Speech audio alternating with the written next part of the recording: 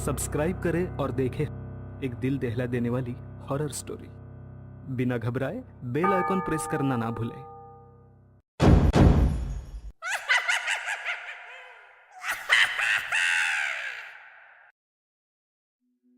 इस कहानी के लेखक है विजेंद्र कुमार कर्ण।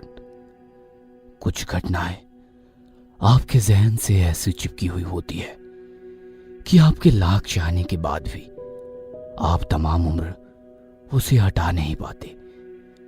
मेरे जीवन में घटी वो घटना है जिसे कभी भी याद करता हूं तो एक के बाद एक चीजें किसी फिल्म के सीन की तरह आंखों के आगे चलने लगते हैं।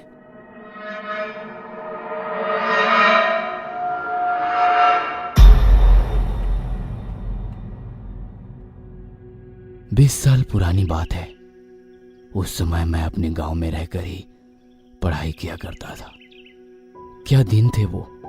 पूरा दिन मस्ती, कभी खेतों में बाबूजी का हाथ बटाना और थोड़ी मुड़ी पढ़ाई।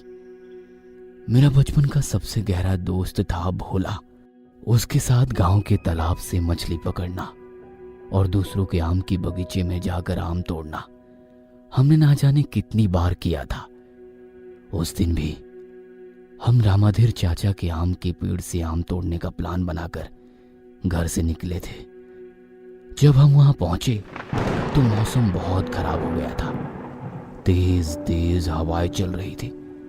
रह रहकर बादल भी गरज रहे थे। मैंने भोला से कहा, बारिश अगर शुरू हो गई तो दोनों भीग जाएंगे, और भीग गए तो अम्मा और बाबूजी बहुत मारेंगे, क्योंकि पिछली बार जब भीग गए थे तो बहुत तेज बुखार हो गया था। तब भोला ने कहा, मार तो हमको भी पड़ेगी, इसलिए चलो कहीं छिप जाते हैं। थोड़ी दूर पर ही एक सीमेंट की पाइप हमें दिखाई दी। हम दोनों उसमें घुस गए। उसके बाद तो मूसलाधार बारिश शुरू हो गई। बादल भी उस दिन भयानक तरीके से गरज रहे थे। दिन में ही अंधेरा सा हो गया था। अचानक हमने देखा कि जोरों की चमक के साथ बिजली गिरी। मैंने भोला से कहा, भोलवा वो देख बिजली गिरी है। उसने कहा, विजेंद्र, खेतों में तो कई लोग अभी काम कर रहे होंगे, हम तो यहाँ छिप गए, वो कहाँ भागकर छिपेंगे। बारिश लगातार होती रही। बिजली भी वैसे ही गरजती रही। जब ये सब कुछ शांत हुआ तो मैंने देखा कि कई लोग बिरजू चाचा की खेत की ओर भाग रहे हैं। सभी ये चिल्लाते हुए जा रहे थे कि बिरजू चाचा के खेत में ठनका गिरा है। यूपी बिहार में बिजली गिरने को ठनका गिरना कहते हैं। पता नहीं आप लोगों ने कुछ दिन पहले ये खबर टीवी पर देखी थी या नहीं कि कुछ दिनों पहले ठनका गिरने से 100 से अधिक लोग मारे गए थे। वो सभी उस समय अपने खेतों में काम कर रहे थे। बहरहाल हम दोनों दोस्त भी उनके खेत की ओर भागे। बिरजू चाचा मुझे और भोला को बहुत प्यार करते थे। उन्होंने कई बार अपने खेत की भुट्टे हमें खाने को दिए थे। हम जैसे ही उनके खेत पर पहुंचे तो देखा कि वहां तो गांव के कई लोगों की भीड़ है। वहां से मुझे औरतों के रोने की आवाज भी आ रही थी। मुझे कुछ समझ नहीं आ रहा था कि क्या हुआ है। मैं किसी तरह भीड़ के बिल्कुल पास पहुंचा तो देखा कि बिरजू चाचा और दशरथ पासवान चाचा खेत में मरे हुए थे। उनकी मौत ठनका गिरने से हो गई थी। उन दोनों की पत्नी लगातार रोए जा रही थी। पूरे गांव में मातम का माहौल बन गया था। आसमान से मौत कैसे आती है, इसका सबसे बड़ा उदाहरण है ठनका गिरना। गांव में एक खास बात है कि किसी की मृत्यु और विवाह के समय पूरा गांव एक हो जाता है। चाहे उसके साथ आपके संबंध अच्छे थे या नहीं, वो सभी मिलकर उसके अंतिम संस्कार में शामिल होते हैं। हमारे गांव के बिल्कुल पास गंगा नदी है। उसी में दाह संस्कार का सारा काम होता है। दाह संस्कार के बाद सबको गंगा नदी में स्नान करना अनिवार्य होता है। उन दोनों के मृत शरीर को उनके बेटों ने रोते हुए मुखाग्नि दी। लगभग 4 घंटे बाद वहां सिर्फ राख का ढेर बचा था, जिसे कलश में इकट्ठा किया जाता है। फिर इसका भी विसर्जन गंगा जी में ही कर दिया जाता है।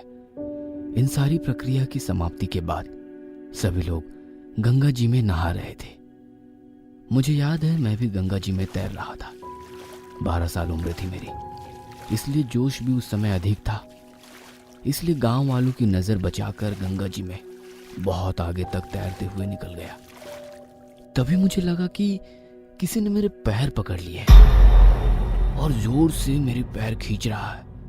मैं डर गया और डर के मारे चिल्लाने लगा, ए भैया, ए चाचा, अरे मगरमच्छ पकड़ा है, अरे मगरमच्छ, इसने मेरा पैर पकड़ लिया है, जल्दी आइए।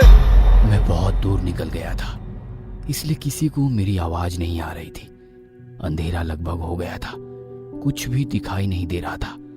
मैं बहुत घबरा गया, मुझे लगा कि आज तो मेरी मौत तय है। तभी मैंने देखा कि एक चाचा तैरते हुए मेरे पास आए और मुझे बोले, अरे की होला उरा सोनुआ। इसका मतलब था, क्या हुआ सोनू? सोनू मेरे घर का नाम है। मैंने बोला, चाचा, अरे मगरमच्छ पकड़ लिया है पैर। तभी चाचा बोले, है ना नहीं छेरे मगरमच्छ।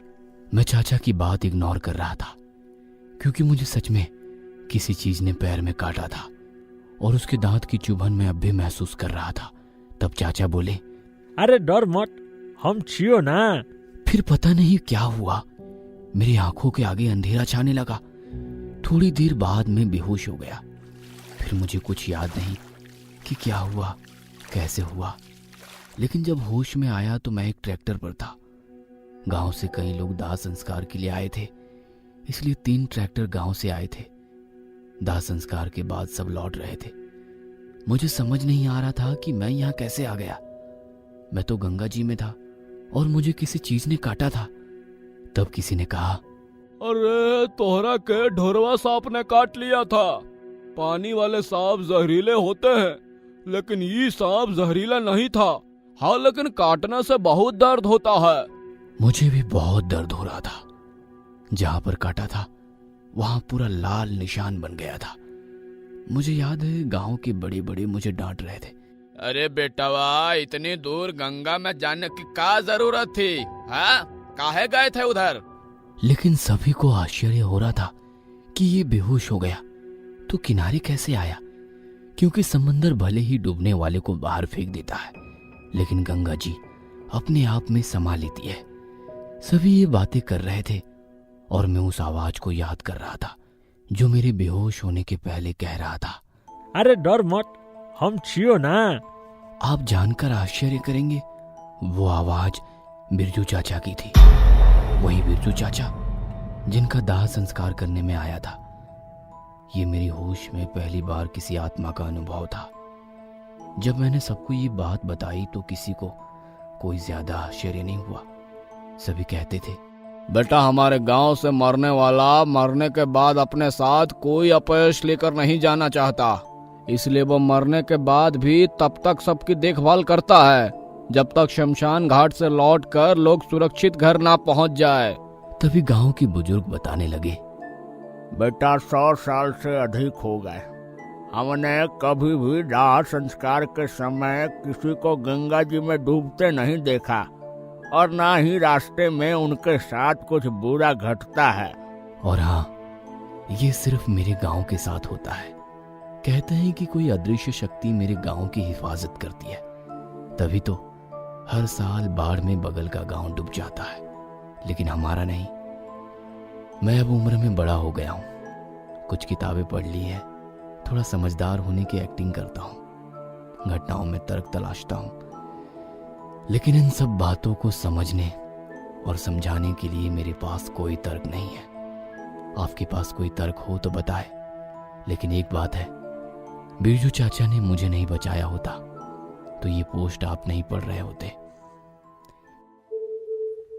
दोस्तों, ऐसे ही डार्क, सस्पेंस, मिस्टीरियस स्टोरी है ड्यूड वेब सीरीज की, जो ऑलराइट चैनल पे स्ट्रीम हो रही है। इसकी लिंक नीचे डिस्क्रिप्शन में मेंशन है। और ऐसे ही डार्क हॉरर स्टोरीज के लिए स्कैरी पंपकिन को सब्सक्राइब कीजिए।